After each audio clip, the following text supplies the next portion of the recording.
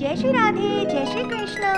भक्तजनों, आइए आरंभ करते हैं आगे की कथा। चलिए ले चलती हूँ आपको गोकुल, जहाँ नंद नंदन का जन्मोत्सव मनाया जा रहा है। पुत्र का जन्म होने से नंद बाबा और यशोदा मैया का हृदय आनंद से भर गया। उन्होंने वेदज्ञ ब्राह्मणों को बुलवाकर अपने पुत्र का जातक्रम संस्कार करवाया और खूब वस्त्र आभूषणों से सुसज्जित 2 लाख गौवें ब्राह्मणों को दान की।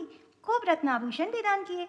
पूरे ब्रज में भेरी और धुंदुभियां बार बार बजने लगीं। सारा ब्रज पुष्पों की मालाओं, पताकाओं, चित्र ध्वजा आदि से सजा था।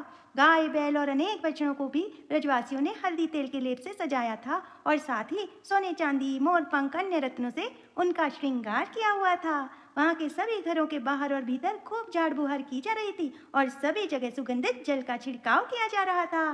सभी ग्वाल बाल सुंदर वस्त्र आभूषण और रंग बिरंगी पगड़ियों से सजकर हाथ में भेंट की बहुत सी सामग्रियां ले लेकर नंद बाबा के घर आए। यशोदा जी के पुत्र हुआ है, यह सुनकर गोपियां आनंद से भर गए। सुंदर वस्त्र आभूषणों से सजकर चोटी में फूलों को गूंथ यशोदा मैया के घर पहुंची। मार्ग में उनकी चोटी में गुथे फूल बरसते जा रहे थे। इस प्रकार नंद बाबा के घर जाते समय उनकी शोभा अनूठी दिखाई जान पड़ती थी। गोपियां नवजात शिशु को आशीर्वाद देती, यह चिरंजीवी हो, भगवान इसकी रक्षा करो, और लोगों पर हल्दी तेल का पानी छिड़कती तथा ऊंचे स्वर में मंगलगान करती थी। भगवान श्री कृष्ण समस्त जगत के एकमात्र स्वामी हैं।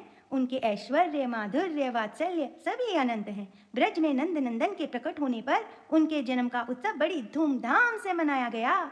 उसमें बड़े बड़े विचित्र और मंगलमय बाजे बजाए जाने लगे। आनंद से मतवाले होकर गोपगण एक दूसरे पर दही, दूध, घी और पानी उड़ेलने लगे।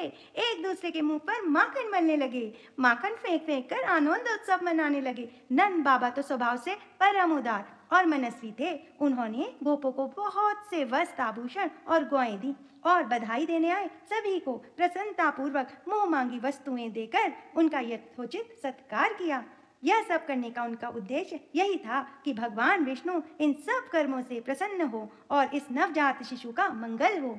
उसी दिन से ब्रज में सभी प्रकार की रिद्धि सिद्धियां, अटखेलियां करने लगी और भगवान श्री कृष्ण के निवास तथा अपने स्वाभाविक गुणों के कारण महालक्ष्मी जी का क्रीड़ा स्थल बन गया।